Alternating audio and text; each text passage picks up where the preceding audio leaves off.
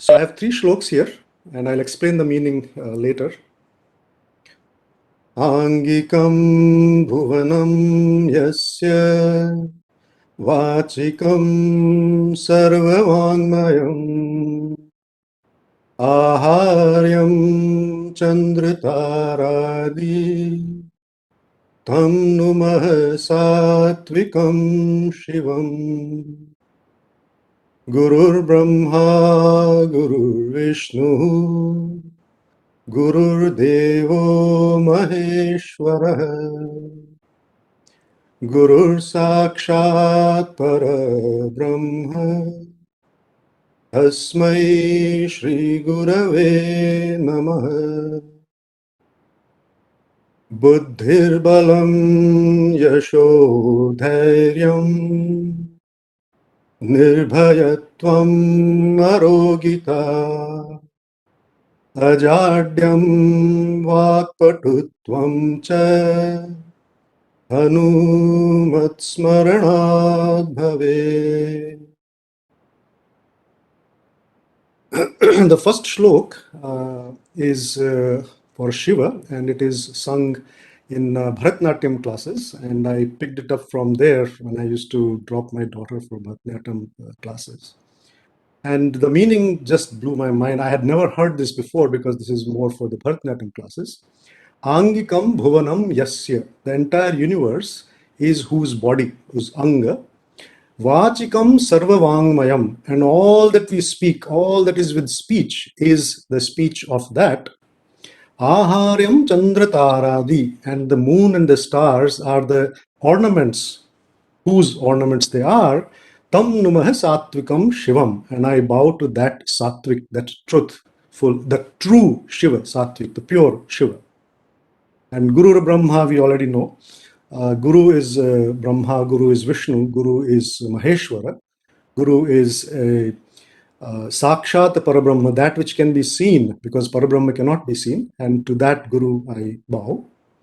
Buddhi balam yashah dhairyam nirbhayatvam arogita ajadyam vakpatutvam cha. These are the qualities one gets when Hanumat smaranat bhavet. When we remember Hanuman, we get buddhi, bala, yasha, which is fame, dhairya, courage, nirbhayatvam, fearlessness, arogita, freedom from disease, ajadyam, the mind doesn't get stupefied, and vakpatutvam, we can speak fluently and communicate very well. And obviously it is not just by remembering the name, but by remembering what all Hanuman does in Ramayana and says in Ramayana, right? So yeah, please. Yes. So, thank you very much for that wonderful invocation, and also a reminder of those important qualities that we have to incarnate, especially when we are invoking these godheads. So I would also like to mention that this program is being organized by the Center of Excellence for Indian Knowledge Systems at IIT Kharagpur and the Sanskriti Club, which is a students' body that is dedicated to the promotion of Sanskrit and Indian culture.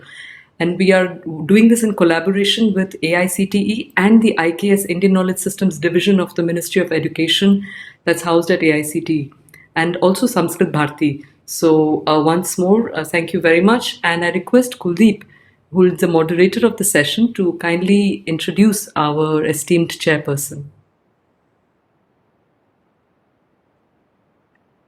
Thank you, Anuradha ma'am. First of all, on behalf of Sanskriti Club, I would like to welcome everyone who has joined today for this very important and interesting talk about leadership. And it is my personal privilege to introduce our today's session chair, Professor Parthapatim Chakravarti. So before I introduce him, I'll first of all thank him for agreeing to chair this session. His introduction is that he did his BTech in 1985 and PhD in 1988 from the Department of Computer Science and Engineering at IIT Kharagpur. He joined the same department as a faculty member in 1988 and is currently a senior professor with a joint appointment in the Center of Excellence in Artificial Intelligence. From July 2013, he was the director of IIT Kharagpur till July 1st, 2019. His areas of interest formal methods, CAD for VLSI and embedded systems, cognitive science, and Indian knowledge systems, which is the focus of this entire lecture series. He has published more than 250 papers in international journals and conferences, and supervised more than 2 dozen of PhD students. He has worked closely with industry and government and has successfully completed projects totaling worth more than several hundred crores. He has received several awards and laurels, including the President of India Gold Medal and Shanti Swarup Bhatnagar Prize. So this is just a short introduction, but words fall short for introducing him. I have seen him as a director of the institute as a student, and he has been a source of motivation for all the students. So again, it's a privilege for me to introduce him. So with this short introduction, I invite Professor Chakravarti to take this session forward and introduce our today's chief speaker. Thank you, sir. Thank you very much, Kuldeep, Anuradha, Shashi, and thanks a lot for inviting me to be part of this session. This looks very interesting. The topic, as you know, is about The Empire Speaker, 9 Success Factors by Vidura. And he's going to talk about that the race to success is not a marathon, not a sprint, and what qualities help reach the finish line. And we would like to hear through him about what the Prime Minister of the great empire of Mahabharata, and ask him to guide us. Shashi is a BTech and MS in Computer Science from IIT Kharagpur and University of Minnesota, respectively. So we have got 3 or 4 layers of commonness in terms of department, institute. I have also been his teacher, and he has worked in the industry as a technical expert for almost 27 years, with about 2 decades in the US. His love for Sanskrit has been active since school days, but gained momentum in the last decade. Now he is focused on creating content around Sanskrit wisdom to bring modern relevance. He has authored a very interesting book called Attitude Shift, Sanskrit Maxims for Contemporary Life and Leadership. He runs a website called Practical Sanskrit and a Facebook page, which is very interesting, where he shares his passion about ancient wisdom in modern times. He also conducts live sessions as well as recorded video content for exposure to Sanskrit language in context of the Sanskrit wisdom learning. I have been asked to set the stage for his talk. So, my thoughts are as follows.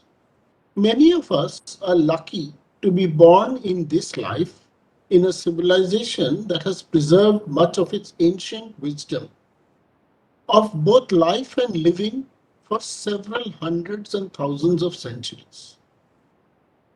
One of the prime sources of this continuity has been through Sanskrit and the evolution of Sanskrit from Proto-Sanskrit to the refined Sanskrit that it is today, both in prose and verse, initially through the scriptures and epics, and later through a lot of literature, which has percolated down into the literature of the other languages, infiltrated the thoughts of both the east, west, north, south of this subcontinent, as well as the rest of the world, and permeated everywhere. They come in the form of descriptions of revelations, prayers, lullabies, discourses, question-answer based conversations or debates, and of course complete storylines with various plots and subplots, side plots, etc. Just to give you an example, all of us read a lot of text, but long before the Ramayana and Mahabharata, we hear in the Puranas a very interesting lullaby, which is called the Madalasa Upadesha.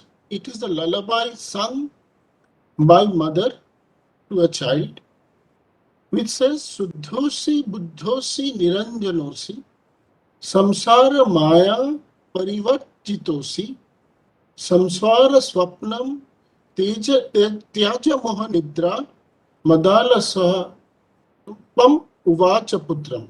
Forgive me for my wrong Sanskrit pronunciation.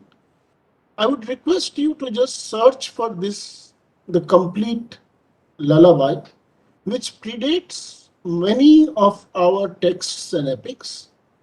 And from that, we will get an idea of the enormous infiltration of culture and the whole use of the Sanskrit language, which comes here. Again, each of our epics alone has several episodes, several pieces, and today we will discuss one such portion, 9 such success factors out of a massive Vidura Niti Shastra, which is the discussion between Vidura and Dhritarashtra. Just to elaborate a little more, these long and short pieces of Sanskrit wisdom for computer scientists like me and Shashi and few others and mathematicians like Professor Somesh Kumar there are like formula. Each formula has got multiple interpretations by applying various factors of time, space, actor, and everything else. Once you change the interpretation, you get a different commentary. And each such commentary comes in different layers. And therefore, each such Sanskrit wisdom is not to be taken just for one interpretation, but just like a formula, it has got many, many interpretations. These interpretations yield many spiritual and yogic insights.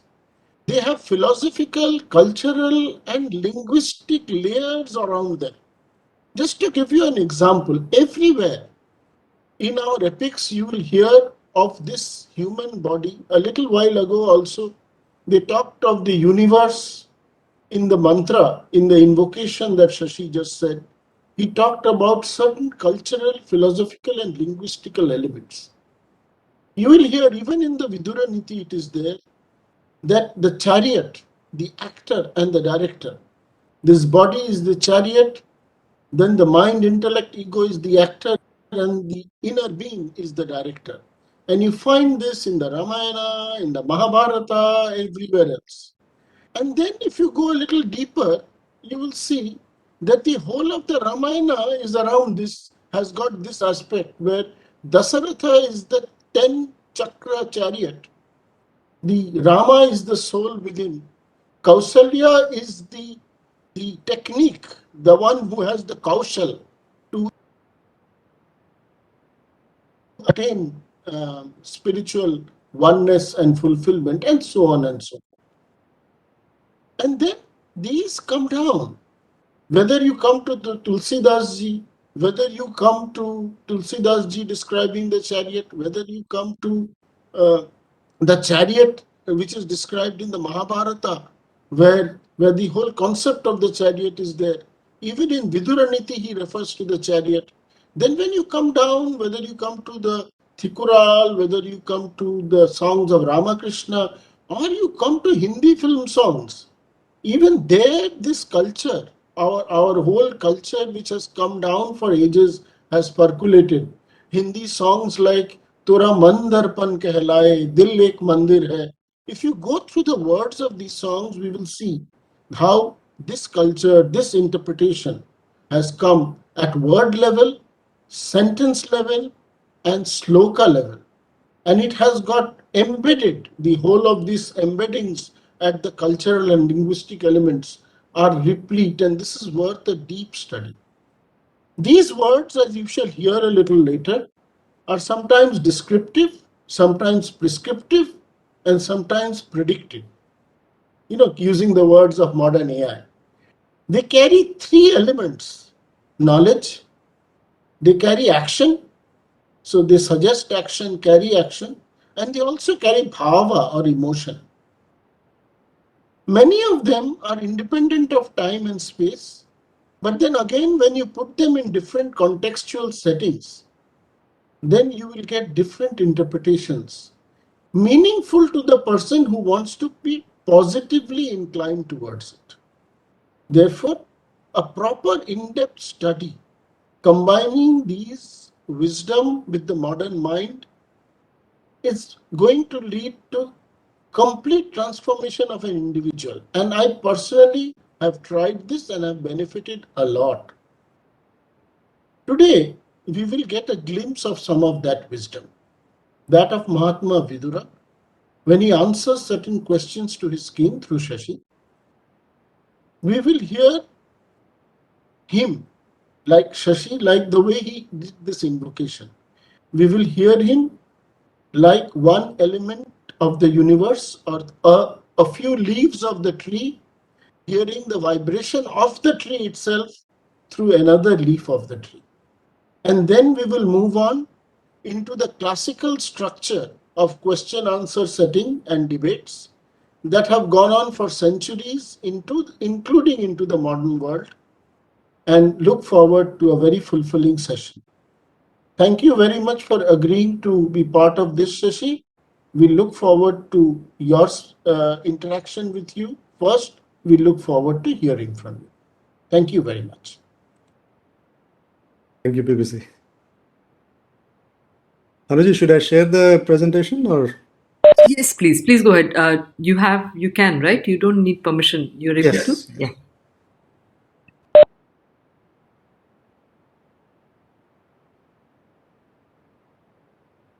Okay. Can everybody see the presentation? Yes, I can. Okay. And you can still hear me, right? Yes. Okay. We can see. We all can see it. Good. And may I once more request everybody to mute their microphones so that there is no interference unintentional. So I want to thank Anuradha and PPC. If nothing else, I got to be in a program with PPC. That itself is a great joy and privilege. I see that there are a lot of industry leaders, at least quite a few that I recognize in this forum itself.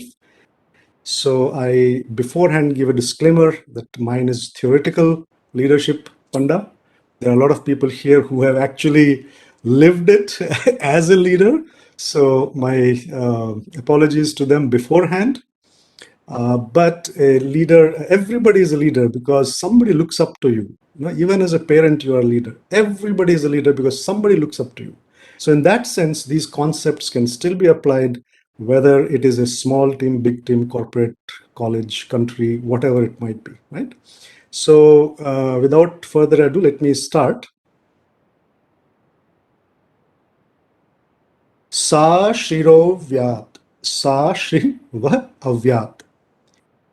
May that Shri, Lakshmi, prosperity, protect, please, and make you content, make all of you content. And why is it that the prosperity should protect you? Yes, it will please you and it will make you content, but why is the protection requested? Because when you get prosperous, you get wealthy, you get powerful, you get all the, Ishvarata, it goes to your head and then you become the cause of your own destruction. So may it protect you also. May it protect you all. With this invocation, let's start.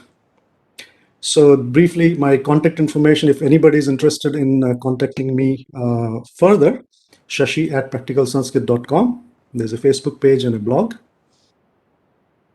So I want to not jump directly into Vidura Niti. I want to take you to the fact that why is there so much Niti Shastra, so much Niti Gyan in India from a very, very, very long time? Why is it so?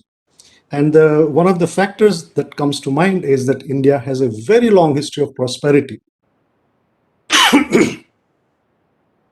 So if you take it from right from the time of Indus Valley, Saraswati Sindhu civilization, you find that they had standardized weights and measures They had standardized bricks. These were all for the first time in the known history of the world. There is proof of root canal treatment, protodentistry in Mehergarh in 7500 BCE. A root canal at that time means that they had discovered sugar. They had become partly sedentary. They were not doing, they were, binging on sugar, for example, and then they got this problem. So it was already a very prosperous civilization for its time. And then we all know that Harappa had wonderful sewage system and city planning. There's a very busy port of Lothal, which did trade with Egypt and Mesopotamia. And then we have Wootz steel. Some people might not have heard of it. It was the best steel ever, and the Damascus steel was a very poor copy of it done. It was supplied as the Roman swords and shields, and then there was this wonderful muslin. It's said that the city of Rome passed an ordinance banning the use of muslin by the women folk because it was so transparent and it was causing havoc on the streets. And India was the sole producer of diamonds till 1850s. Well, diamond is just a natural luck, nothing else, but all the other things, technology and prosperity and trade with the world, it was very real.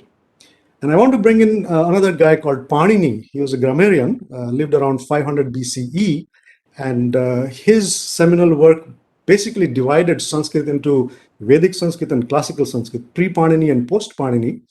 And what his achievement was that he wrote a grammar book in about 4,000 sutras, which could actually describe a living language. And what it shows that is that society had time and inclination. It allowed people to think, ponder, analyze, and solve the problem of fully and completely describing a human language in what today we call a computer compiler design format, or how you define a computer grammar, computer language grammar. Panini defined in a superset. What we do today is a subset of what Panini applied. So it indicates a very, very prosperous society where material things had been pretty much taken care of and people were not worried about these things. And every country wanted to come here. The Greeks, the Huns, the Mughals, the Columbus, the Portuguese, Brits. America was discovered. They were trying to find out India. They had no idea of America, right? How was this prosperity achieved? Why was everybody looking for India? The very word orientation is like, setting somebody right, is to go to the Orient direction, which was not China, which was India. So there must be some reason for this prosperity, and prosperity is not achieved only on spirituality. And I want to bring in here, without anybody feeling bad, we only think Sanskrit as spirituality. That is just the foundation.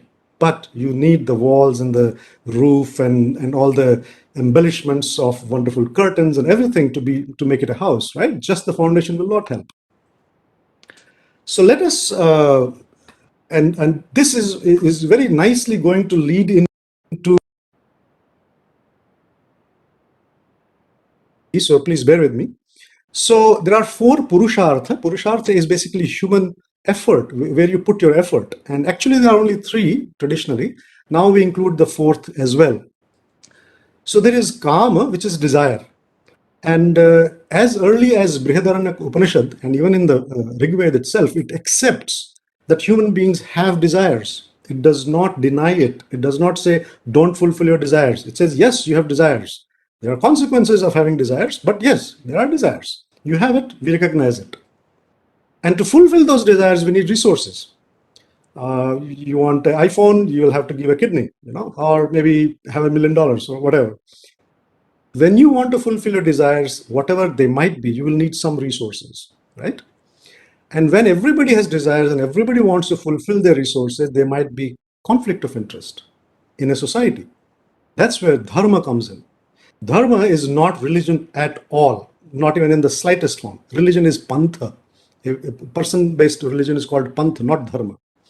So dharma is there so that people don't have conflict of interest, or it can be resolved, right? Today we call it law.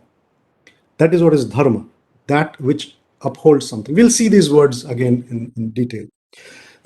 And moksha, which is the fourth one, is actually the state of being released from the bindings of desires.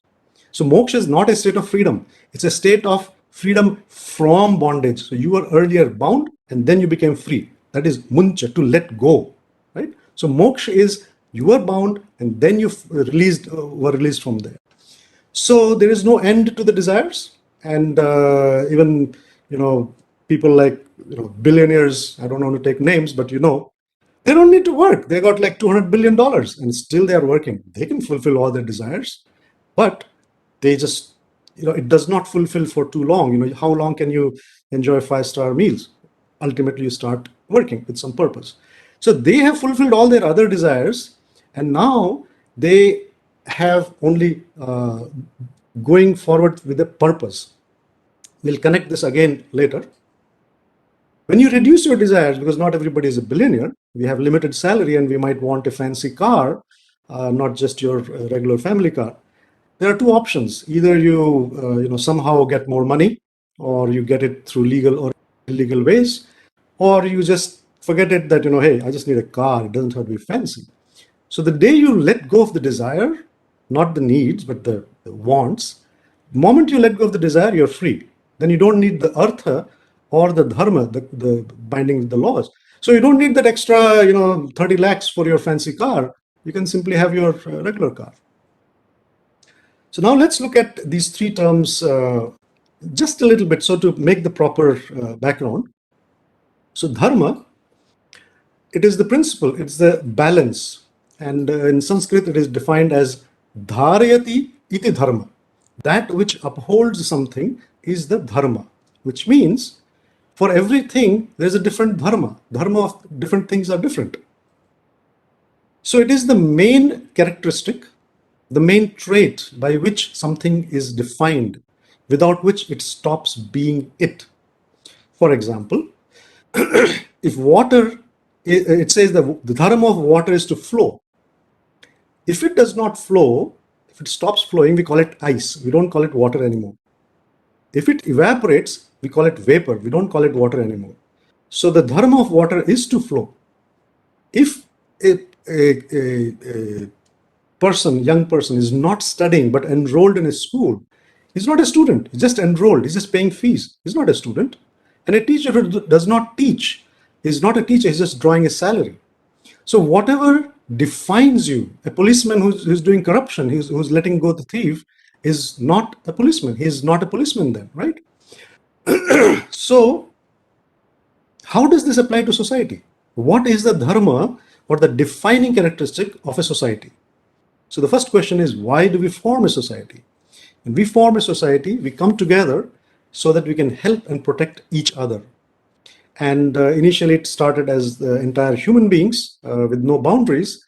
Then different groups are there. Then we have nations and states and cities, and we come all the way down to, apartment owners association. There's a society, right? So at every level, we try to make a society. We have institutions. Within that, we have some interest groups, whatever, something that binds together so that people can help each other. And the society is defined by social law and order. There is safety, there is fairness, that means there is justice if you need. These are the defining features. And wherever we find that these are lacking, we say, hey, that's not a good society to live in. That's not a civil society. There's a civil unrest, whatever, right? But not everyone is interested in doing so. And that is because of their inner nature. The three guna, sattva, rajas, tamas, in different combinations, give different dispositions by nature, and it means genetically. You have no control. So there are people who sometimes get angry. I mean, everybody has gotten angry at least once in a while, right? Sometimes they get angry. But there are people who are angry all the time. They get angry for no reason. So they are by nature angry, right? There are two words in Sanskrit for that. One is krodhita, one who got angry, and krodhina, one who is angry by nature. Right? So a beautiful example of this, that not everybody is interested in dharma, in this, comes from Mahabharata itself. So when they sent Krishna as one final attempt for peace, they sent Krishna as the Shanti Dut or messenger of peace. And Krishna, explains everything to Duryodhana once again and says, hey, you're not doing the right thing. You should at least give half the empire to your cousins and whatever their fair share is, and all that stuff. And says, you should understand dharma and follow dharma. And Duryodhana says, hey, Keshav, it is not that I don't understand dharma. I don't have inclination towards it. Very, very important thing. It's not that people don't know what's right and wrong, and anybody who does wrong knows that they're doing wrong, but their inclination is not that way. And that is when niti is needed, whether it is rajaniti of governing, dandaniti of punishment, that is crime and punishment, kutaniti, which is very subtle, very koot is like powdered. It's very subtle, it can't be caught. And Kutniti has only one objective, which is the end. It does not care for the means, right? So something like a 007 agent uses Kutniti. There is no cares about the means, just the ends.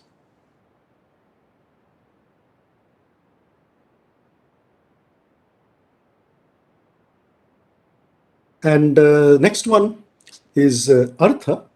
Artha people usually think of as wealth and money, but it is actually resource, because coins and dollars and bills and all are just symbols, tokens for the actual resource. You cannot eat your dollars or rupees. You have to eat food. And we all know the barter system and everything. I want to take a subtle detour here because it's very interesting and it will lead up to leadership. So a question is, are prayers of any use? People pray for wealth, health, and this and that, whatever. And does it actually work, or is it wastage of time? Should you be praying for wealth, or should you be trying to do something to get wealth? Should you be praying for health, or should you be trying to do something to remain healthy, right? And we might say that all these prayers and whatever is all useless. That's what has been keeping India backwards or whatever, right? Here's an example. I found this on the internet, and there are a lot of programs out there that will actually help you get rich, and they will give you this kind of things. 16 powerful money affirmations that will make you rich. I'm worthy of having more wealth. Financial freedom is my birthright. Money comes to me easily and harmoniously.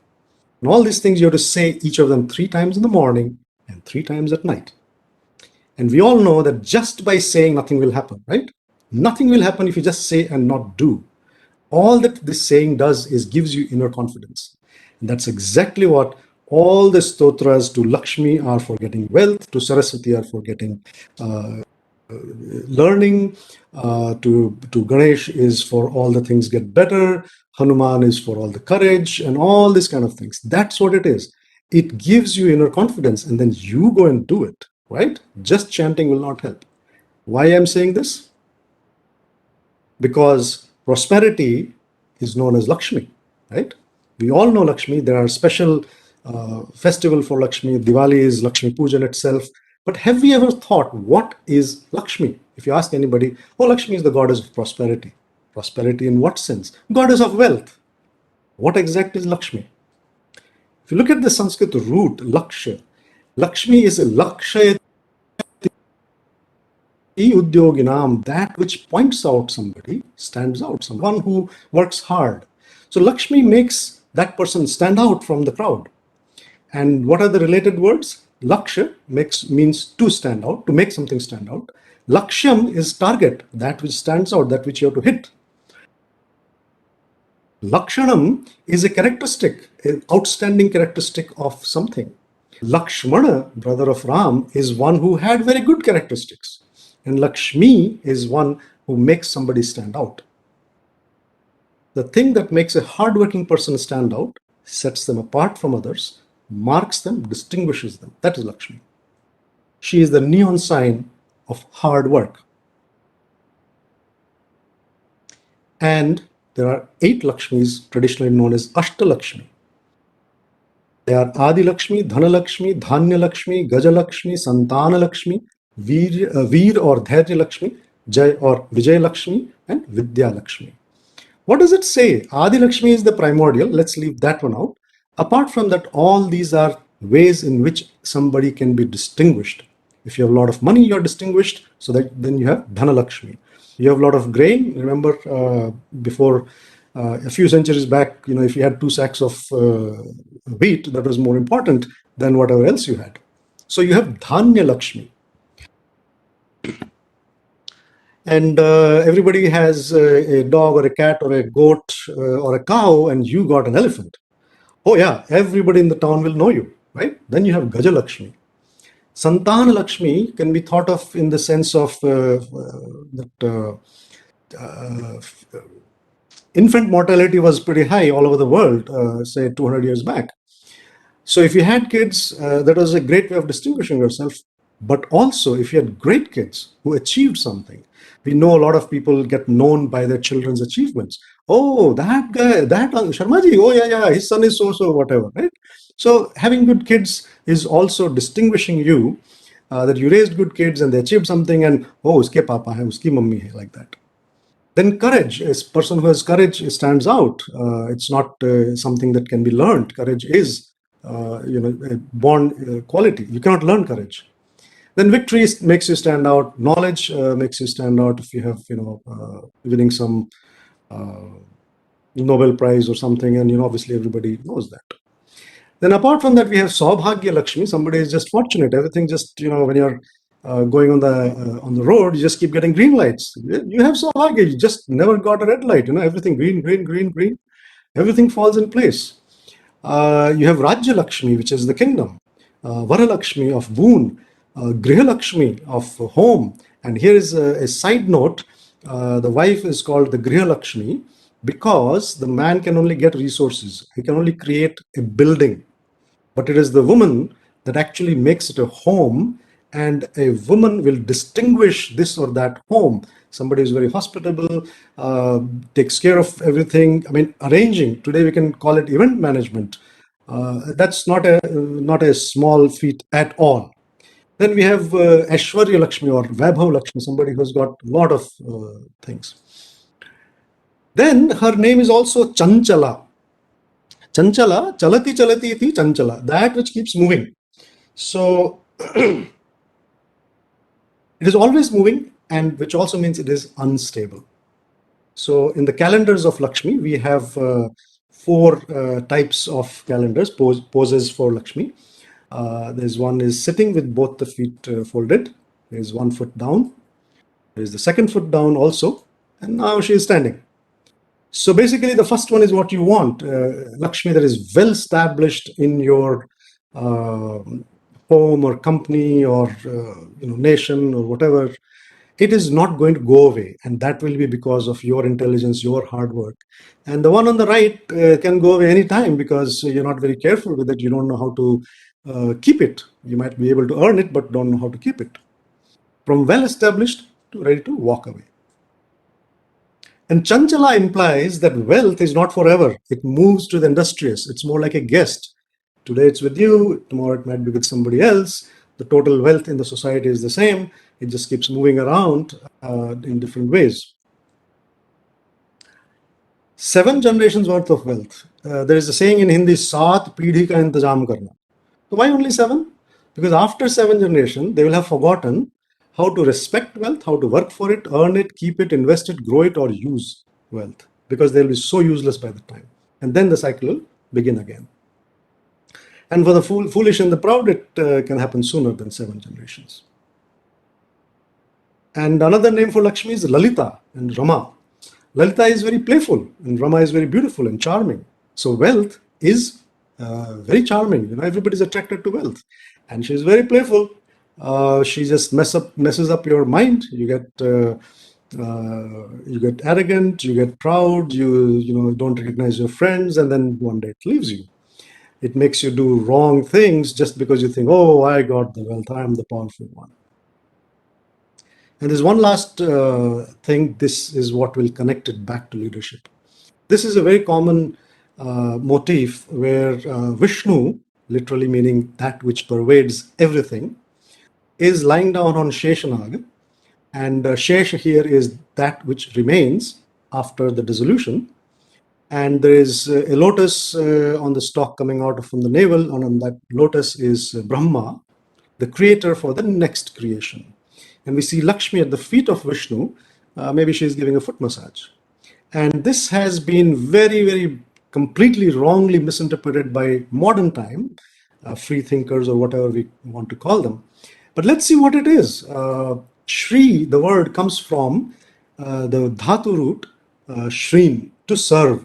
Shriyati bhagavantam iti Shri. That which serves the divinity is Shri. Prosperity, or Lakshmi or Shri, all these names are the same thing, is by the grace of the divine sustainer. And it should be used for serving the divine sustainer. And we might say, hey, what all this useless stuff? I got my prosperity through my hard work. But well, there's so many people, not all of them are hardworking.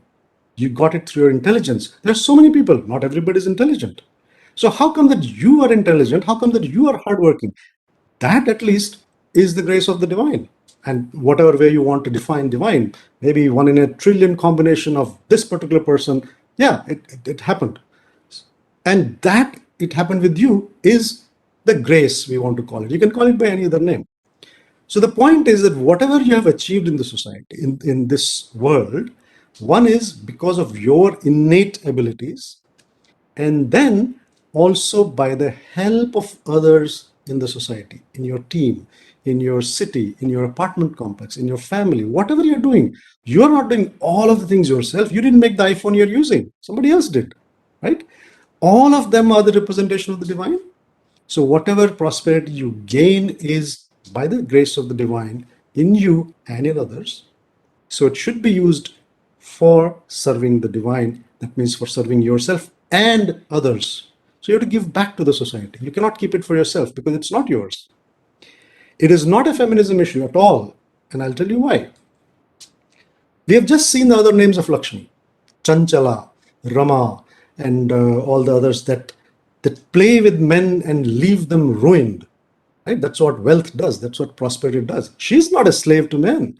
She's enslaver of men. Right? So it's not at all about that.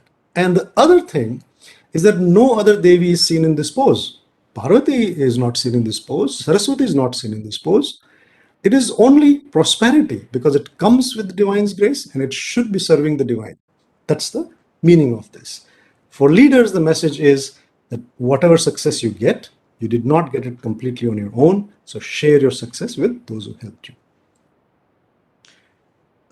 I'll quickly go through these 6 steps of prosperous society by Chanakya. I know that we talked about Vidur. This will help us get there. So Chanakya says, Sukhasya moolam dharma, dharmasya moolam artha, arthasya moolam rajyam, rajya moolam indriya jayah, indriya jayasya moolam vinayah, vinayasya moolam vriddhopasaya. Let's look at these 7 words quickly. So the first one is sukha. Sukha is happiness. Everybody wants sukha. That is the end goal, right? What is sukha? Kha is the space, the ambience. Khaga is one that which moves in kha. That means a bird or a sun. The sun is also called khaga. So that which moves in kha is called khaga. Khechara, again, that one which moves in this. Sukha, su and duh are the prefixes. Su is favorable, duh is not favorable. So sukha is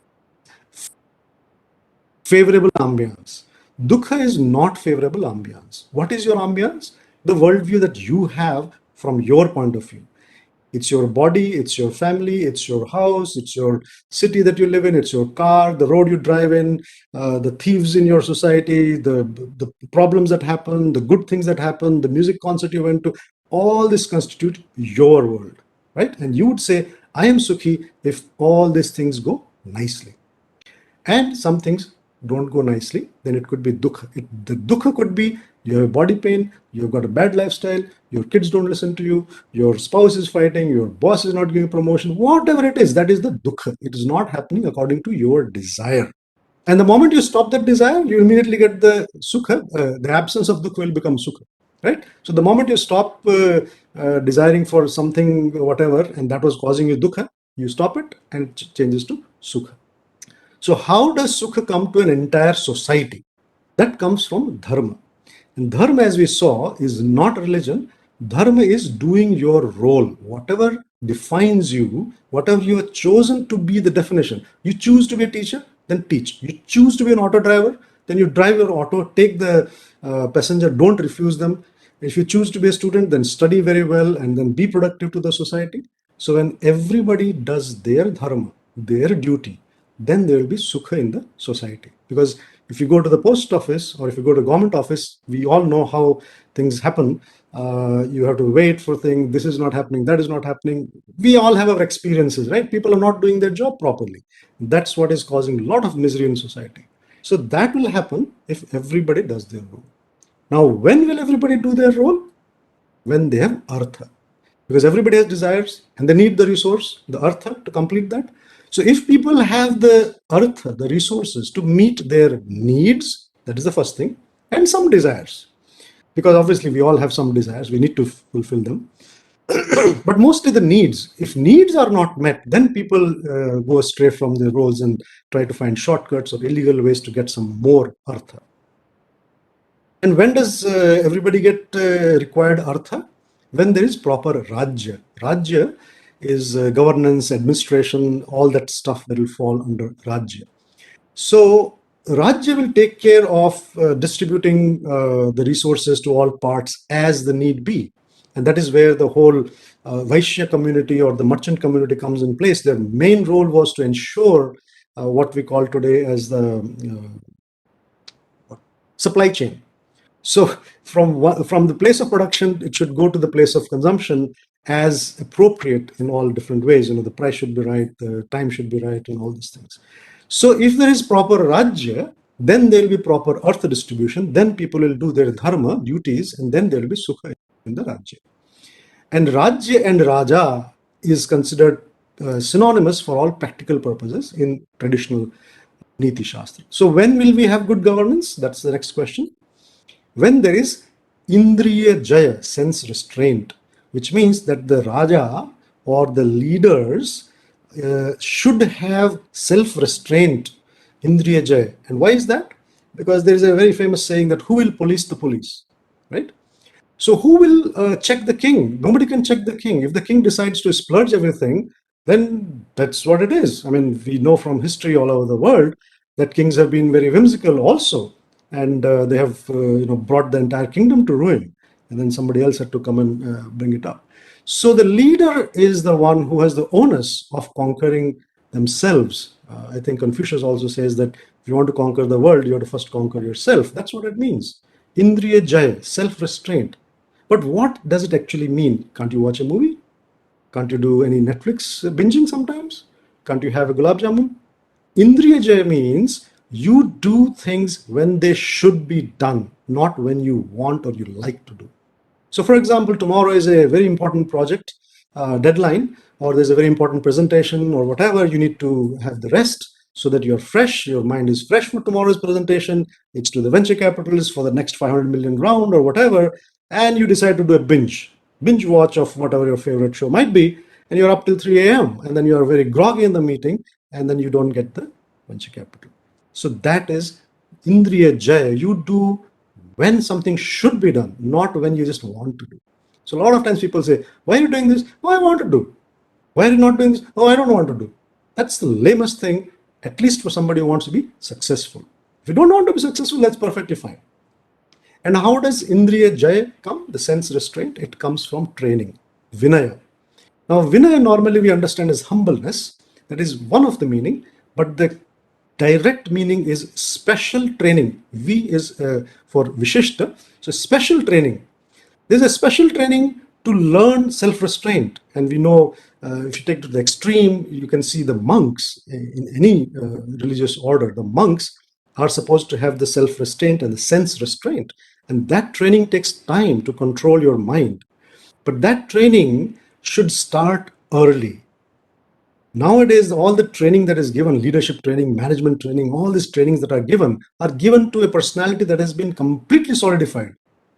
If you give some leadership training to somebody in the 30s, you can only hope to make great leaders of those who are already leaders but not shining. You cannot create a leadership material in the 30s. You have to hit the training when they are young. And that is one of the things India had, is you had to go to a ashram of a guru, and you go to the ashram and you are, shaven head, there's one piece of cloth, go to the village or the town, beg for your food and come and share and upkeep the whole ashram. Part of it is what today we have as boarding schools. Some of the very reputed boarding schools will say that this is what we give. We make men out of boys and things like that. And where does this Vinay come from? Vinay comes from Vriddhopaseva, Vriddha Upa Seva. Now, Vriddha is somebody who is grown, not just old, but grown. And grown in what sense? It could be age, it could be money, it could be knowledge. So it could be Jnana Vriddha, it could be Vayo Vriddha, whatever. So whichever domain you are in, Vriddha in that. Does somebody have a microphone on? Could I request people to mute themselves? Thank you. So Vriddha Upaseva, Vriddha is one who has grown in whatever domain that you're looking for. So if you are in a particular domain, you have to look for people who are wise in your domain. Upaseva is being close to them and serving them. The closest word in English would be apprentice. So you are with them and you learn not just from the books, but you learn from watching them, observing them. So if you are an apprentice and you're an intern, for example, you're sitting in the meeting with all the big, CXO suits and all, you just fly on the wall and you're observing how the person behaves with different people, when to raise the voice, when not to raise the voice, when to skirt the issue, when to bring it up, whatever that people manipulation or management or influencing, whatever word you want to use it, that is happening. You cannot learn it from a book. You have to watch somebody do that. And it could be anything. The restraint, the self-restraint when it comes, the Vriddha, the one who has succeeded in one's own domain, has had the Indriya Jaya, the self-sense restraint. Only then he was able to, or she was able to succeed in that domain. So Vriddha Upaseva. So that is the sequence for having a happiness in the society, and all of these connect together. So let's now get to Vidura Niti. Before that, I'll just very quickly, just give you the sequence of the long tradition. This is traditionally held that Brahma's Niti had 10 million chapters, which means that was very big, exhaustive. Shiva's Vaishalakshya Niti had 10,000 chapters. Indra had 5,000 chapters. Brihaspati had 3,000 chapters. Shukra had 1,000 chapters. This could be hyperbole, perfectly fine. Chanakya, at the end of the age of the rishis, creates Artha Shastra, which today we can call it a constitution or a field guide for governing a kingdom. Chanakya Niti, which is very famous. Apart from that is also Chanakya Sutra, which is much more relevant than Chanakya Niti. Chanakya Niti has a collection of shlokas. Chanakya Sutra is very, very specific document with very well arranged sequence of sutras. Kamandaka, Chanakya's disciple, wrote Kamandakiya Niti Sar. His work is preserved in Bali and from 4th century onwards. So here's one example of what practical use from Niti Shastra would be for leaders.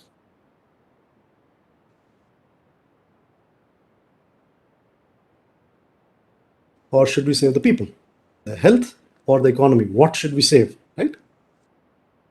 Prajam sanrakshati nripaha sa vardhayati parthivam. Vardhanat rakshanam shreya tad bhave sat api asat. What it says is that Prajam sanrakshati nripaha. The king protects the people, and people increase the prosperity of the king. When there is a choice between protecting or prospering, it is always better to protect, because the economy can be again, the prosperity can again be built by the same people that you have saved. So if you save the productive citizens, they will bring the prosperity again. So if there is a, if or like, black and white choice, you save the people, prosperity will come again. So now let's come to the core of it. I hope we had a good slide into Vidura Niti. I have only selected a few shlokas. It's about 500 shlokas worth. It's in Udyog Parva in Mahabharata. And just a quick backdrop of when this happens. The Pandavas had come back from the Vanvas, and Duryodhan refused to give them half of their empire, and they were all, not coming to any consensus. And Dhritarashtra, the emperor, felt that they might be plotting something. They might be up to something because we have not agreed to any of the demands. So what are they up to? So he sends Sanjaya to the Pandav camp to get a feel. It's like a recon mission. And Sanjay comes back.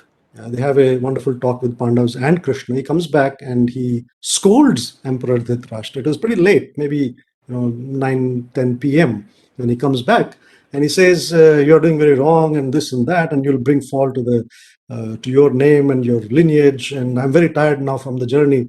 I will tell the rest of the things in the court tomorrow." And can you imagine, scolding the emperor? That much of freedom was there.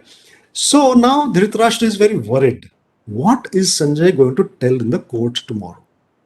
So he calls for his prime minister, Vidura, and Vidura was also his stepbrother. In the entire Mahabharata, Vidur is one of the wisest persons. Everybody acknowledges this. Vedavyasa acknowledges this. Bhishma acknowledges this. Krishna himself acknowledges that Vidur is the wisest person. So we need to give some weightage to what he has to say. So when Vidur comes pretty late, he says, "Sir, what happened?" And Dhritarashtra says, "See, I'm not able to sleep. My hair is rising, my throat is dry, and I'm sweating and all these things. I don't know what's happening. You tell me something about dharma. You are a very nice person. You talk very wise, very soothing. So you tell me something." So the first thing that Vidur says is that people who can't sleep at night fall under a few categories, that either they are love-stricken, or they are thieves, or they have taken panga with a more powerful person, or they have done some corruption, snatched away the land of somebody. So is any one of these things applying to you? Then he goes into a long dialogue of about 600 shlok, which is called Vidura Niti. So I just wanted to share the actual Sanskrit itself. Don't worry, we are not going to be too much into it. I'll explain everything in English. Atmajnanam samarambha stitiksha dharma nityata yamarthannapakarsanti savai pandita uchyate. Atmajnana, knowledge about self. We all know about know thyself and all. This is not in a spiritual sense, because Vidura Niti is not about spirituality. It is very, very practical. So Atmajnana here means knowing about self as what? And who are you? Who is the audience of this? Is the emperor, is the leader supreme. So all of this is for a current leader or somebody who wants to be a leader, right? All of this, nothing spiritual here. You need to know your strengths and weaknesses. You need to know your friends and enemies. You need to know your resources, how much wealth you have, economy, treasury, how much of that you have. You need to know your willpower, your stamina. So for example, if there is an enemy at the door, how long can you withstand that? Castles and forts used to have, besieged the fort, and then you have some supplies, and all these things that were there at that time for a king apply today also. What are your strengths and weaknesses? Who are your friends who can help you? Who are your competitors? What are your resources? Who is the venture capitalist who can help you? Who is the angel investor who can help you, right? How much willpower you have, how much stamina you have. Can you pull on a few months away from family, for example, a startup? It's a full SWOT analysis. Strengths, weakness, opportunity, and threats, right? Samarambha. Samarambha, samyak arambha. Two words. Samyak is something that is done properly, so well done, proper. And arambha is starting. So both these things have to be met. You have to start, and you have to start properly. The execution matters, right? It has to be sincere. It has to be planned. So as they say, plan out your work, and then you have to work out your plan. So what is the worth of an idea? $20. And what is the worth of an idea well executed? Maybe 20 million. So that's what Samarambha means. You cannot keep on being in the ideation phase forever. You have to execute. And for execution, you have to plan it out properly. after having Atma Jnana, after knowing all your, doing the SWOT analysis, then you have the execution plan, and then you actually do the execution. Titiksha. Tiksha, we know in Hindi it says tikha. So when it is very spicy, we'll say it is very tikha. It comes from titiksha and it means something which is very sharp is called tikshna, very sharp, like a point of the knife or point of the sword or the blade, very sharp blade. So what it means is titiksha is that you can bear that adversity of the sharp point or the sharp blade of a knife. You have the endurance to bear it. So basically it means ability to bear, forbearance, endurance in the long run. How long can you hold out? Ups and downs will always be there in life. There is never all ups and all ups and all ups. That never happens, right? Just like the pots of a water wheel. This is also a very famous nyaya and multiple times used quotation. In Mirchakatikam, at the very end, the character says that, oh people of the world, why do you laugh at my misfortune and my poverty? This whole world is like the water wheel. We are all the pots of the water wheel. Look, some of them are getting filled up and rising. Some of them are getting down, going down and getting emptied. It's what life is, ups and downs are there. So you need to bear the downs, only then you will have success, because it's not a sprint, it's a marathon, as we said. Krodho harshascha darpascha hrihi stambho manyamanita yamarthan napakarshanti savai pandita uchyate. So what we saw 4 of them before are things that will keep you on the right path, that will help you be on the right path. Now the ones we are going to see are the ones who will try to derail you. So these are the negative things that will try to derail you. The earlier ones are the positive things that keep you on the path. So what are the things? Don't give in to what? Krodha, anger. And I don't need to elaborate much, but anger is the worst thing of all. It hurts others. It creates enemies. Friends can unfriend you. And nowadays in the online world, unfriending is very easy. It makes you make wrong decisions because you're not able to think. You're in the fight or flight mode and more like a fight mode. So you're not doing proper thinking at all. It's very instantaneous thought that is going on in your mind. Harsha is joy. And here it means like extreme joy. And one should not make any decisions in extreme joy also, because you might then give away things disproportionately. And in those times, somebody would say, I give you half my kingdom. You're very happy. And then you realize, oh, I gave my word. I have to give my half my kingdom now. Right? So extreme anger and extreme joy are the opposite poles of being emotional. Darpa is pride. And as we all know, pride goes forth on horseback, grand and gay, and comes back on foot and begs its way. So pride, a very interesting way to realize what we should and what we should not have.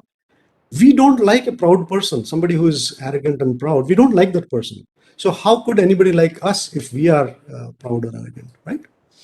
Shri is shyness or hesitation. And there's a wonderful sare, Tyaktalajjar Sukhil Bhavet. One who abandons shyness in eating and meeting, ahar and vyavahar, will be happy. And it very well applies today also. You go to a party and then there is a food line and you think, no, I'll eat later, that's fine, let them eat. And then the food gets over. So ahare tyaktalajja. And vyavahare, you need to meet somebody and you feel very shy. Oh, what will I tell that person? Oh, I don't know, he's so great, this, that. You will miss opportunity to meet people who could actually help you, right? So that also is a problem. So you should not be hesitant in meeting or eating. So that is the Shri part, is the shyness. Over shyness, you will miss out on opportunities. And then Stambha. Stambha is a pillar, as we know, Vijay Stambha. So it's like a memorial tower for victory. Stambha is a pillar. And why it is called? Because it is not moving. It is a very solidly grounded pillar that does not move. Maybe it is marking the boundary of the field or the wall of the castle or your house or whatever. That's a stambha. So here what it means is a stambha is very rigid. So you should not be rigid in your approach. You should be flexible. You should take the input and be ready to modify your approach or your planning if there's a good input. You can't say, oh, it's just my way. You cannot be rigid on that. And the other thing that could happen is stambha is paralysis. You don't know what to do. So you're not moving at all. I don't know, that's called a decision by indecision, or it could be analysis paralysis. But not making a decision is also wrong, and not changing anything in the planning when you get some input, that is also fatal for a leader. And this one is a wonderful word. I could not find an English equivalent, one word equivalent of this, manya manita. Manya, this comes from the verb root man. Man is to think. Manan is like, thinking. Mantra is secretly given thing that when you ponder upon, it will rescue you. So man is to think. Manas is that thing, that faculty that thinks. Manya is that I consider that person to be worthy of thinking. So like, yeah, I consider you. I'm considerate to you. The English words are also very like that. So manya is somebody who is respectful. Manya manita is my thinking that I am manya, I am respectful, so I should be respected. Once that comes, or you could say ego, but manya manita is a wonderful word. Ego does not translate directly to that. So a person who has this trait, manya manita, is not going to be able to make right decisions, whether they are for hiring, whether they are listening to your subordinates or your peers, because you think that, hey, I am the one only who is right. They need to respect me. How could they counter my this thing or whatever? That thing comes in your way of making the right decisions. So manya manita is also very wrong because it will derail you from the right path to the success of your project. So the person whom these things do not derail from the right path to completion of project, that is a wise person. So don't be emotional in your duties. That's what it means. All of these are emotions basically. Yasya krityam na jananti mantram va mantritam pare. Kritamevasya jananti savai pandit uchyate. So yasya krityam is that which will be done, that which should be done. So it is not yet done. Kritam is that which is done. Krityam is that which should be done. So it is a future project. Mantram is the advice that you have received. And mantritam is the discussions that you have had. So all these three things should not be told to anybody. They should be top secret. No one knows what or when you are executing. Only upon execution, the results announce that the project is completed. So we know this from corporate world, something called a stealth mode. When startups are there in stealth mode, they don't want to disclose what they're doing, right? Only to the VC they will tell, nobody else knows. Yeah, I'm working in a startup. What's it about? Yeah, whatever, right? So they are in the stealth mode. That is what it says. If people don't even know what you're planning, who is advising you, what advice has been given, what discussions have happened, they cannot foil your project. It's very important. And obviously, all these things have to be applied to the context, right? Right context. As a leader, current or potential or aspiring leader, that much intelligence you will have to apply on your own. In what context do I apply which wisdom? Yasya krityam na vignanti sheetam ushnam bhayam ratihi samriddhi asamriddhirva savai pandit uchyate. So one who is not deterred by what? Sheetam, ushnam. Sheetam is cold, ushnam is hot. These are the physical adversities, too cold or too hot. Bhayam and ratihi. Bhayam is fear, ratihi is indulgence or liking. And these are the mental adversaries in the sense like they can influence you. And samriddhi and asamriddhi is resource or lack of them, which is material adversity. So you could have a physical problem, mental problem, or material problem. You just don't have resources. What do I do? You're scared to try it out. You don't want to take a risk, or you get distracted by something else. You get liking for something else, and you're not working full time on the project that you yourself decided. That will derail the project. क्षिप्रम विजानाति चिरम शृणोति विज्ञाय चार्थम भजते न कामात् न संपृष्टो विपयुङ्क्ते परार्थे तत्प्रज्ञानम प्रथमम पंडितस्य. This is also very important. Kshipram Vijanati. Kshipram, very quickly. Vijanati, understands specially, completely. Right? So, a leader should be able to grab the essence very quickly. It should not take, right from the basics, you have to go, you're not a kindergarten student or something. Just a hint should be, good enough. And if somebody is telling you all the details, the essence you should be able to grab very quickly. Chiram Shrinoti. Think of it as a conference call happening or a meeting happening in the conference room, and somebody is saying something, and you say, "Yeah, I got your point," and then you interrupt the person. You don't have listening skills, right? Very, very bad in communication skills. So Chiram Shrinoti, Kshipram Vijanati, understands quickly, but still listens for long. Why? Why is listening so important? Chiram Shrinoti. There are two things. One is, whoever the person that is telling you loves to tell. So if you just listen them out, they also have the feeling that, I was heard. So then they will also listen to you. So if you listen with an open mind to the other person, they will listen to you with open mind. And then the second one is, you think you know or you got it. What if after 2 minutes, there's something new that's going to be added to your knowledge base? And if you stop the person right there, you may not get that. And the other person will also feel bad. So you should understand the essence quickly, but still you should listen to the other person till the other person is talking. And then, Vijñāya cha artham bhajate na kamat. This beautiful thing. After understanding, you do with purpose, not just with desire.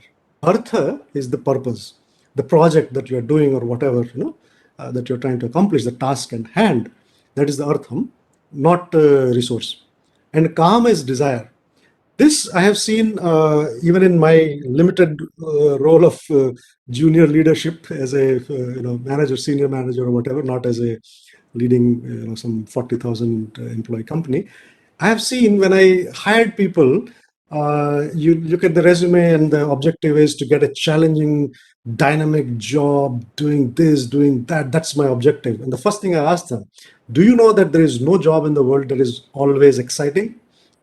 Even James Bond has some, very boring days. What will you do on those boring days? When you have written the greatest code, then somebody will say, "Hey, can you write the comments on this? We need documentation of this code. We need the function parameters or whatever. They need to be properly named. There's a naming convention we have." And then you say, "This is a very boring job." But why is it important to engage with purpose, not just desire? This is now a modern leadership mantra, leadership in workplace or life coach. Everybody will tell, have a purpose in life. Why is that so important? And it has been recognized at a time when it was not so difficult to live. People ate healthy. People, there's environment was healthy. Air was not polluted. Water was perfectly fine. You could drink any water you found. Life was good. As long as you're alive, life was good. Beyond 5 years of age, you will only die when you either get killed in a war or attacked by animal. Still, they said that engage with desire, purpose, not desire, because some point of time, ups and downs, the desire will wane. But if your purpose is there, you are, for example, somebody does social work. Why do we do so? Oh, I'm going to help the needy or the orphan or the poor or whatever it is. Initially, it is very exciting. And then after 3 months, you see it's the same old thing, man. Okay, now let's do something else, some new thing. You did not engage in with purpose. You just wanted to have the desire of, oh, I'm a very helpful person. So that was not the purpose. That was just a desire to prove yourself that, hey, I help people. But if your purpose was to help people, then you will dedicate your life to that. Similarly, if you are doing a job, whatever it is, if you realize what is the purpose of my job, I mean, genuinely, what is the purpose? For example, I was working in a fintech company and I'm thinking, I'm a database guy. What is my job? How is society being helped by my existence? And I would say, okay, next time when you put your card in the ATM machine and you immediately get your money, I helped you. because I could check, the database could check that you have the money and then they give you. That is my purpose, to help people have a nice financial experience. That is the purpose of my job. Once you get that, then everything else is fine. You will, go beyond the ups and downs. What keeps you going, not the desire. So live and work with a purpose. And I think I have finished 9 of those that I said. I think, what's the time now? I will relinquish the mic to Anuradha ji or PPC ji. Stop here. So, Bahu Dhanyavada, Modaya. I think we could have kept listening to you all night and I think a few days also to be enlightened about so many aspects. There's so much to learn, and so practically presented as well. So, Bahu Dhanyavada for that fantastic presentation. I'd like to invite Professor Chakraborty to kindly share his comments. Let us first, I would really like to thank Shashi for this wonderful exposition. We have a lot of interested people here. I think it would be appropriate for us to ask them first about their questions. So if anybody has a question, it would be very nice to have them unmute themselves and very briefly ask the question, so that we get some time for everybody who's interested to ask to participate. Yes. Would you like me to moderate the questions, please? Yes, please moderate the questions. I'll do that. Okay. So I request those who'd like to ask a question to please raise your digital hands, and that will facilitate the ordering of the questions. And if there's anyone immediately who'd like to ask, because I can't see a question yet on the chat. So you can also... I have a question. Yes, please. Could you kindly just briefly introduce yourself and then? Yes. Yeah, I'm Somesh here. Yeah. Oh, Somesh sir, I'm sorry, I couldn't see you. Sorry, please. I just wanted to know, for example, I have this, one edited version of Artha Shastra, like Chanakya's this one. So I just want to know, you mentioned about Brahma's Niti with several thousands of chapters, and so are there any authentic resources? So even Vidura Niti, like we even find it in the now Wheeler stalls also, Vidura Niti is there. But what are the most authentic sources where we can say that, okay, this is actually derived from the original one or something like that? Are you aware, or you have gone through some of those things? Yeah, so the ones that available at Wheeler are, I don't want to comment on them. I'm really sorry to say that. They are horrible, horrible. I've seen Chanakya Niti also translated, Vidur Niti and all. They are done, that they are 120 rupees or 100 rupees, and they're done by authors who have no idea what they're talking about. They can't even translate it properly, forget about the commenting part of it, right? I would not suggest anybody to get to those. There are wonderful books. If you look at any of the Sanskrit books that are written for example, somebody who's doing a bachelor's or master's in Sanskrit, they would have things like these. For example, the Shastra, Kavya is there. Niti books are also covered there. Vidur Niti is part of Mahabharata, and just as the Bhagavad Gita is part of Mahabharata, and there are many authentic versions of Mahabharata available. I follow the one available from Gita Press. They have done a wonderful job of good quality print and spelling. They're one of the best ones. Obviously, there's a critical edition that will be very boring. Critical edition is not for everybody, but there are available. Chokhamba is a wonderful prakashan, but there you will need some more exposure or willingness to handle Sanskrit. It's not very difficult. They do have Indian language translations also. I prefer that. Most of the translations done in English are become insufficient because they try to do one word to one word translation, which does not help. And the other ones that you mentioned, like the Brahma Niti and Shiva Niti and all, they are metaphorical to the fact that Niti is vast. Same thing happened with Vyakarana. So Panini's Ashtadhyayi is about 4,000 rules. Before that was Aindriya, and he himself notes 9 grammarians before him. And he says that this was so big, and then it was reduced a little bit, then it was so big, it was again reduced, again reduced, again reduced. Even Aindra one had some 10,000 shloks, and Panini has only about 4,000 sutra, not in full shloks, right? So what is the thing? In grammar, we know why it was, because it was very difficult to describe the entire language. So people are trying to find out, like Renan Martin is a very small book of English grammar, and it cannot completely define or describe English, right? And now Sanskrit is much more powerful and generative. So the earlier attempts to write the grammar were very verbose, and Panini's seminal contribution was to find a, as we say in today, a computer approach to defining and describing grammar. That's why it is only 4,000 sutras, and that is why it is extremely difficult to understand Panini on its own, and it takes about 12 years to grasp grammar, right? So on the coming back to the Niti part, Vidura Niti is very well available. It is not at all a some unknown gem. It is that people do not have exposure to it, because most of the times in the mass media it is more about the so-called mythological stories which are action oriented. Most of us like action. That is where we learn our Ramayana Mahabharata from Amar Chitra Katha, even Panchatantra Hitopadesh.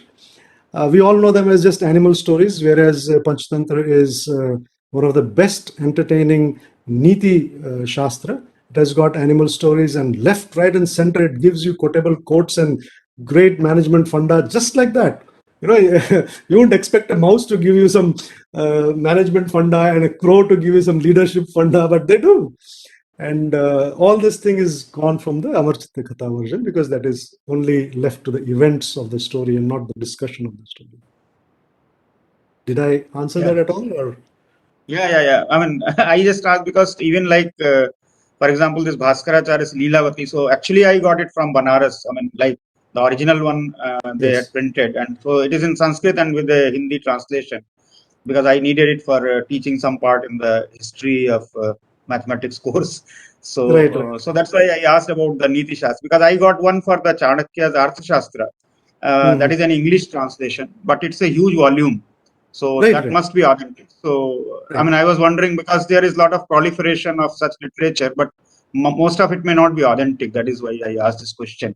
Yeah. So if you send me an email separately, or we can connect, Anuj can connect, I can send you some links to authentic works on whatever you are asking for. They are available both on the internet as well as print versions. What you're asking about the mathematics one, those become very technical works, and that's why they don't have mass appeal, and that's why we don't find them so much around. Who is going to read Aryabhatta work, right? I mean, normal people won't. Even mathematicians, they will have to have the technical vocabulary in Sanskrit for that domain to be able to make sense out of Aryabhatta, right? So that is the reason they kind of became out of circulation, so to speak. Thank you. Sure.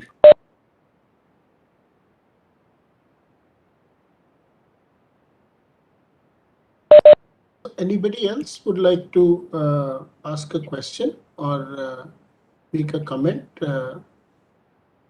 Shashi, we've been receiving some wonderful comments here, which you can see now or later.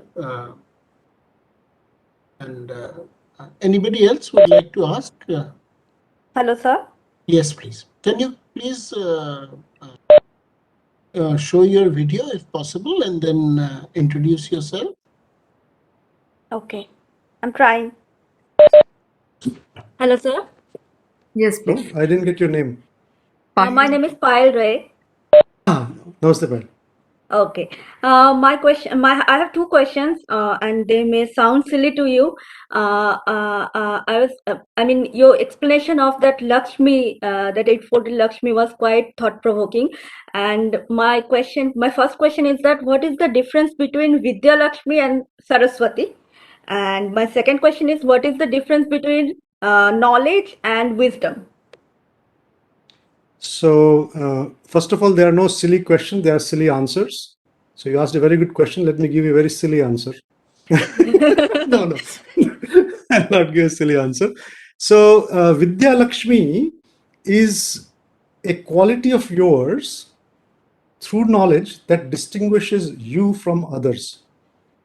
So, Vidya Lakshmi is not another entity, it is your quality. The knowledge that distinguishes you from others is your Vidya Lakshmi. Right? You get distinguished by knowledge. You have Dhanalakshmi. When you have a lot of wealth, you have Dhanalakshmi. Dhanalakshmi is not another entity. We do that so that ordinary people can connect with form. Right? We are all visual people. So that's why it's there. But your wealth is your Dhanalakshmi.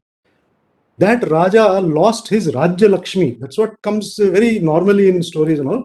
Rajya Lakshmi ki prapti hui. That means he became the king. Right? That is one. Yes. And Saraswati is the form of. See, all these forms are there only because it is easy for us to relate to them. Right? How many people want to actually go into quantum mechanics ka formula and read all that abstract higher differential calculus and all? How many people? People say education for everyone, education for everyone. Yeah, come, let's sit down. Let's do partial differential equations. How many people will have the capacity to do it, right? Not many. They just want literacy and some job or whatever. So Saraswati is the formful aspect or form of that aspect that helps you learn. And there are two, there are at least one theory of the word Saraswati, why it is for the divinity of learning. Why that name, right? It's very intriguing. Why that name? What does Saraswati mean? So Sarahavati, that which is flow, right? Saraswati river that we hear about in the Saraswati Sindhu Sabhyata, which is, that Harappa civilization. So that is the Saraswati river, which has dried up. We say Ganga Yamuna Saraswati. Oh, Ganga Yamuna are in the Prayag area and the Saraswati is underground. That underground Saraswati is not in Prayag. That dried up underground went Saraswati is in the Harappa Valley, Indus Valley civilization. So why was that? Saraswati was a very big river. Today, Indus River is huge. When Alexander was coming, they just got scared of the width of the river. And it was like very, very flooding, torrential rains have happened. It was very difficult to cross, right? So imagine now Saraswati, which has been sung all over praised in the Vedic times. It was the main river, huge river with flow. So Sri Dhatu means to slide, to slither, and water flows. So from there it comes Sarita, Sarovar, all these words that come is with water. Now here comes the interesting part. The Saraswati river had lot of centers of learning developed along its banks. Lot of ashrams. We know the entire Saraswati Sindhu Sabhyata, right? The Indus Valley civilization, all the centers of excellence were there along this river. Not just of craft, not just of making standardized weights and measures, of any kind of knowledge. So when the divinity of knowledge is being termed, it became synonymous. The Saraswati river became synonymous with knowledge because there are so many centers of knowledge along the river. I have a silly answer to that, which is knowledge is free for all, right? It's out there. It's like TV. You have a TV, but you didn't have the premium package, right? You have a TV, cable TV. You just took one small package. You don't have the premium package. You can't watch the IPL match happening or the cricket match happening somewhere else because you didn't take the package. But the signals are coming. You didn't take HBO or Prime or whatever. The signals are still coming. You can't catch it. Just like that, knowledge is there all over, flowing with the flow, like Sarah. So knowledge is flowing. You can tune to it, then you can get it. So all the big inventors, all the big geniuses, where does it ultimately come from? It does not come from outside. We say, study the books, you'll get knowledge. That is knowledge that has already been discovered. But when will you have this cutting edge when you come that nobody in the world knows what to do? You will have to figure it out. How will you figure it out? It will ultimately come from within. You will process the outside world, come up with something, and then give out. And then that becomes in a book that somebody else will study. Right? So where did it come from? All knowledge ultimately comes from inside, not from outside. Because outside everybody is seeing. Only somebody's mind is processing and giving a result. So all knowledge actually is coming from inside. That is what it means, that everything is inside. It doesn't mean the whole physical world is inside. Well, that is also true, because whatever we see or perceive is our projection in the mind of the senses. Right? So that was a silly answer. The better answer was a lot of centers around the Saraswati. I think that was Shashiji, one question, Shashiji. Knowledge and wisdom. So, knowledge and wisdom, there's a very interesting story. In Devi Mahatamya, it comes that there was a Rishi who was, and again, I like to tell stories because then it'll stick. I can give a one-line answer, but it'll not stick. So there's a king who comes to the ashram and says to the Rishi that, hey, I'm so-and-so king, and my neighbors took over, they attacked me, my ministers, they, what do you call, they were traitors, they sold me out, whatever, and I've lost everything, and I'm just roaming around, and I'm here, and I feel for my family, my pet elephant, my treasury, my people, how are they doing? I still feel for them. Even though my own ministers cheated, my wife didn't help, my soldiers or army didn't help me out, whatever, they sold out. So the Rishi says, okay, hang around, just be here. So basically, think and you'll find some answer.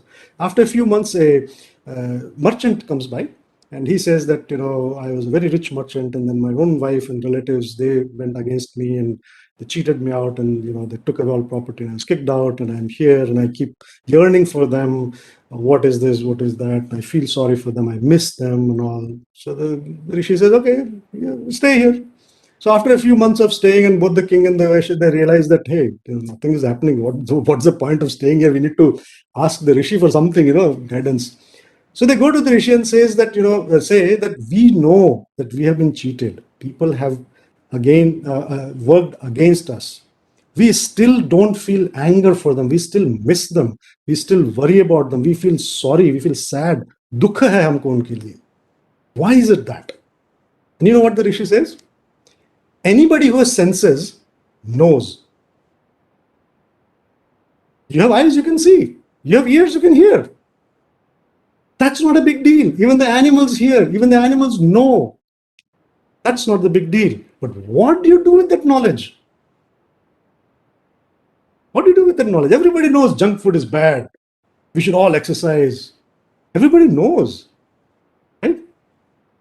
But how many apply it?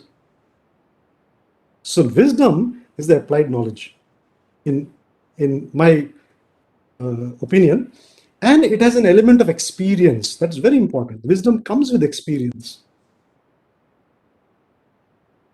Wonderful, wonderful. I think these are. Anybody else? We'll take one more last question. Shashi जी एक बात पूछनी थी. Hey, who is this? I'm not. Dr. Pillai, Dr. Harimohan Pillai. Harimohan Pillai. Shashi जी एक prayer है जिसमें सरस्वती, लक्ष्मी और पार्वती तीनों के बारे में कहा जाता है एक साथ. कराग्रे वस्ते लक्ष्मी. जी हाँ. वो जरा एक बार आप अपने शब्दों में जरा एक्सप्लेन कर दीजिएगा. क्योंकि ये कंसेप्चुअल है, तीनों आइडिया कंसेप्चुअल है, लेकिन बहुत सुंदर है इसके अंदर. There is a common one, but there is a variation, and I like the variation better. जी हाँ. कराग्रे वसते लक्ष्मी, कर मध्ये सरस्वती, करमूले स्थिता गौरी, मंगलम करदर्शनम. So a lot of people will say karmule sita keshavam or brahma or vedasa, like that. But I like Gauri because earlier it is Saraswati and Lakshmi. It should naturally fall within the Devi realm. It should not go to somebody else. So it should be that. So what it means is karagre, kara agre, at the fingers, at the tip of the hand, which is the fingers. Karagre vasate Lakshmi. And even from our history, we know that the only reason humans have succeeded or flourished is because of the opposable thumb, right? So if that is not there, we can't make any tools. And tools help us solve problems and get prosperity and whatever it is. So karagre vasate Lakshmi. Your Lakshmi is in your hands, in your fingers and thumb, the tip of the hand. Karamadhye Saraswati. And the palm is where the Saraswati is, that you can think of as a metaphor for a palm leaf or a paper or whatever that was used for writing. You can think of that. You can think of that your destiny is written in your palm, like the palmists do. And I don't believe in that, but whatever gets people excited, that's fine. But your Saraswati is there in your palm, which is as a palm leaf, or you can think of it as knowledge, as book, or you can hold the book in your hands, right? Karamule Sthita Gauri. And what enables the whole kara or whole hand, the fingers in the palm, is the wrist. Wrist is actually moving the hand, right? So Gauri is Shakti. So the Shakti is there in the wrist, the knowledge is there in the palm, and the prosperity is there in the tip of the thing, that is the fingers and the thumb. Mangalam Karadarshanam. It is very good to see your hands. What it implies, if you got your hands, don't crib and whine, make your destiny. Right? So it is right there. All three are there in your own hands. The power is with you. May the power be with you. No, power is with you. Thank you. Well, if I may ask one important question, is that in today's context, the ideas like dharma, chhatra dharma, and all are not so much in fashion. Like ye karna hai, wo karna hai. There are some ideas that you've spoken about that are not so much in vogue with, let's say, the current generation. How do you impart this to them? The importance and the practicality of what you've said. See, current modern India is a different society, but everywhere else in the world, people know that only your merit will work. Nothing else will work. So you might have the degree, but you can't perform. Nobody's going to hire you. What is happening today is that everybody is forcing and focusing on just passing the 12 years in school and 4 years in college, but not learning. So I remember one wonderful thing when one of my kids was in 12th, and I was looking, okay, what college to apply for. So I just looking for best colleges in whatever, how to choose college or something like that. And on Quora, there was one discussion, and somebody said, I got NIT, VIT, this IT, that IT, which one should I go for? Which is better? There are other names also. I don't want to take names. It's not a big deal in the name. So somebody says, how do I choose? Which one is better? And one of the answers, which got a lot of votes, was that if you want to have fun, go here. If you want to just have all discipline, that is the one. So the choice of college is, where can I have more fun? If that be the college, skip the college now. 8 more hours you'll get to have fun. 24 hours have fun. Why go to college? So if the selection criteria is where can I have more fun, where's the Chhatra Dharma? There is no Chhatra Dharma. Parents are happy. कहीं और जाके किसी का problem है, out of the house. बड़ा हो गया, घर में क्या करेगा? Right? So that if we don't be truthful to our own self, we will not get success and we'll become disillusioned, we'll become dissatisfied. That is why we have the highest number of educated, unemployable people. Because nobody is putting their mind to the thing. No, what am I doing? Last minute mein exam mein padh ke, I know everywhere happens. I've also been through college and everywhere it happens like this. But that is not Chhatra Dharma. Somehow pass the exam is not Chhatra Dharma. Maybe they will learn through life. First job they get, that was taught in third year. Man, I forgot. Then you actually do the study. So the Chhatra Dharma will apply in the first 3-4 years of working. One will have to study that time. But it is something that has to come from inside. Parents have to give that right attitude in life. That everybody wants things. Everybody wants things. I want a great lifestyle. I want full Wi-Fi, full speed, streaming. This. What is that life? Life is just that binging on whatever, entertainment. That's the biggest problem. And that is Vinaya, the training to live with boredom, mental boredom. And this might be, maybe I'm jumping. If you cannot handle alone time with yourself, you can never achieve anything. Because you're not contemplating, you're not processing the input that has come from. You have to process the input, only then you'll be able to give some worthy output. In today's world, in the consumer world, the whole aim of the market is to keep your attention at their product. Thank you very much. That was quite a warning bell, and the words of wisdom before that, I think, are what everybody needs to carry back and implement. So I'd like to invite Professor Chakraborty to kindly share his comments. So, thanks a lot, Shashi. For many of you, who are really deeply interested, I will request you to go through this recording more carefully. We have got a kalash today, a pot full of water, and who oozed out a few things from the top, but we did not poke him enough to ooze out more. Because as usual, if you go on poking a person, you will realize that whatever he said was from one angle, but the whole thing comes from a deeper depth of understanding. Now, this deeper depth in the context of what we are talking about, I would request you to go through this session again if you are really interested in this, and I would request Anuradha and Kuldeep and others, especially the linguistics part where the words, their meanings and their interpretations. This is number one, which was a revelation to many of you. And I think this is important. The second thing I would request you to look at is the cultural context. The cultural continuity of certain words that he has used are a deep cultural continuity. He has used words like moksha. He has used words like sattvic, rajasic, tamasic, which is very, very difficult to get into an interpretation in the modern sense unless you really start looking at it in a deeper way. The third is I will request all of you to look at this in a more deeper philosophical context. What he has talked is about leadership, governance, and he has tried to, put a lot of salads and things like that so that modern leaders find it interesting.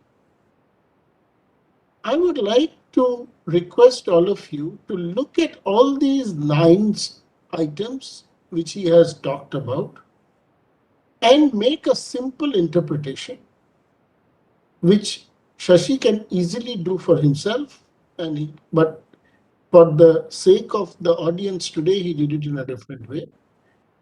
You consider your own system as the Rajya. You consider, now you identify who is Dhritarashtra, the blind who. You identify who is Vidura. You identify who are the Pandavas, who are the Kauravas. Do an interpretation of your own, like an exercise. I don't want to impose mine, or I don't want Shashi to impose his. This is what, is called charcha. This is what is called analysis. This is where everybody's independence of thought, a systematic interpretation will yield to real assimilation of this knowledge. So I would request people to do several interpretations. Only 1% don't apply all these 9 rules. Don't apply all these 9 rules to your mother. Don't tell her that emotion is unimportant. Don't tell her that be fair to everybody, like you are to your children, do to everybody else. Don't tell your mother. Don't tell your mother that your sleeplessness is because of anxiety, and don't tell her to balance her life and not overwork. The only person to whom this is not to be applied is mother, because mother is beyond the realm of yoga. Mother is beyond the realm of law. Mother is when self-realization is attained, and then comes the realm of love. Then I will request you to reinterpret this in the realm of love, and you will see how deep our spiritual scriptures and our knowledge is. Coming to leadership, I would like to end with a small story. I read a story every day, and this is the story of leadership that I read today, which in a sense comes from everything that is unique to leadership. If you imbibe and assimilate all the characteristics that Shashi talked about today, then you can become the following. There was a person who lived on a cliff by the sea. Hardworking person who had to spend 18 hours a day to earn a living. But once in a while working on his carpentry work, for which he used to earn his living, he would find a person coming to the cliff, and desperately, and the first day he saw, somebody jumped. From the next day onwards, whenever he saw a person coming to the cliff, he would go call that person to his house and ask him what his problem is. Have tea with me. And this way, through his times, he saved more than 300 people who later on came to him and then used to always tell him how they changed their lives. So this is also leadership. Leadership that does not require drum beating, but leadership that requires all the 9 traits that he mentioned. So this is universal. So I would really again thank Shashi that we've had a wonderful time. We yearn for more, ye dil mange more. And I will request Anuradha to do one more thing. The way we discussed collection of resources of Indian knowledge systems, I think if you start sending Shashi a Google sheet, he will start typing all that, and we will be able to get the first large set of resources very quickly. Thank you very much. I would like to thank the audience and everybody else for listening so carefully. And again, Anuradha for her infectious mechanism of getting everybody together. And Kuldeep for his patient thought process of putting things through. And I wish everybody well. Have a nice evening, all of you. And let us go back and look at this recording at least once more. Thank you, everyone. Thank you very much, sir, for giving us this special time, and look forward to your continued support for such things and encouragement. Thank you very much. I'd like to also offer my sincere dhanyavada to Shashiji for this unforgettable presentation, which I think we need to look at again and again. And I'd also like to inform our audience that Shashiji has been doing almost like a yeoman's contribution to Sanskrit, because he and his team came up with the iTrans font.